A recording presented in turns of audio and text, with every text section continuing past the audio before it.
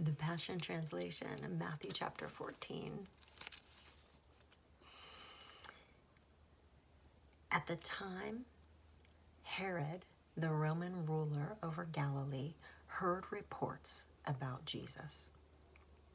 He told his officials, "This man has to be John the Baptizer, who has come back from the dead. That's why he has the power to work miracles." For Herod had earlier arrested John for confronting him over taking the wife of his brother Philip. He had John thrown into prison and placed in chains because John had repeatedly said to him, "It's not legal or proper for you to be married to Herodias, your sister-in-law." So Herod wanted John dead. But he was afraid of the crowds who flocked to John because they considered him to be a prophet. During Herod's birthday celebration, the daughter of Herodias danced before Herod and all his distinguished guests, which greatly pleased the king. So he said to her in front of all of them, "I give you my oath. Ask of me anything you wish, and it will be yours." Must have been some pretty good dancing. Because she had been instructed by her mother, she said, "I want the head of John the Baptizer here on a platter." This grieved the king because of his oath in front of all the guests. He had John beheaded in prison. They brought in his head and displayed it to her on a platter, and she then had it shown to her mother. John's disciples went into the prison and carried his body away and buried it. Then they left to find Jesus and tell him what had happened. On hearing this, Jesus slipped away privately by boat to be alone.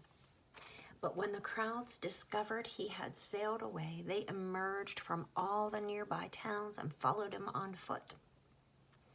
So when Jesus landed, he had a huge crowd waiting for him. Seeing so many people, his heart was deeply moved with compassion toward them. So he healed all of the sick who were in the crowd. Later that afternoon, the disciples came to Jesus and said, "It's going to be dark soon, and the people are hungry, but there's nothing to eat here in this desolate place. You should send the crowds away to the nearby villages to buy themselves some food." They don't need to leave, Jesus responded. "You can give them something to eat." They answered, "But all we have are 5 barley loaves and 2 fish." "Let me have them," Jesus replied. Then he had everyone sit down on the grass, and he took the 5 loaves and 2 fish. He looked up into heaven and gave thanks to God and broke the bread into pieces and then gave it to his disciples, who in turn gave it to the crowds. And everyone ate until they were satisfied, for the food was multiplied in front of their eyes. They picked up the leftovers and filled up 12 baskets full. There were about 5,000 men who were fed, in addition to many women and children. As soon as the people were fed, Jesus told his disciples to get into their boat and go to the other side of the lake, while he stayed behind to dismiss the people. After the crowds disappeared, Jesus went up to the hills to pray. And as night fell, he was there praying, alone with God. But the disciples, who were now in the middle of the lake, ran into trouble, for their boat was tossed about by the high winds and heavy seas. At about 4 o'clock in the morning, Jesus came to them walking on the waves. When the disciples saw him walking on top of the water, they were terrified and screamed, "A ghost!" Then Jesus said, "Be brave. Don't be afraid. I'm here." Peter shouted out, "Lord, if it's really you, then have me join you on the water." "Come and join me," Jesus replied. So Peter stepped out onto the water and began to walk on the water toward Jesus. Don't forget that part, dude. He got out of the boat. He walked on water just like Jesus. What? But in verse 30, when he realized how high the waves were, he became frightened and started to sink. "Save me, Lord," he cried out.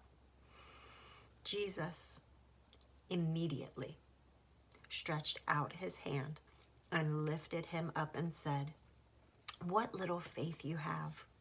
Why would you let doubt win?" And the very moment they both stepped into the boat, the raging wind ceased. Then all the disciples crouched down before him and worshiped Jesus. They said in adoration, "You are truly the Son of God." After they crossed over and landed at Gennesaret, the people living there quickly recognized who he was. They were quick to spread the news throughout the surrounding region that Jesus had come to them. So they brought him all their sick, begging him to let them touch the fringe of his robe. And everyone who touched it, everyone who touched it, and everyone who touched it was instantly healed. And that's the end of Matthew chapter 14.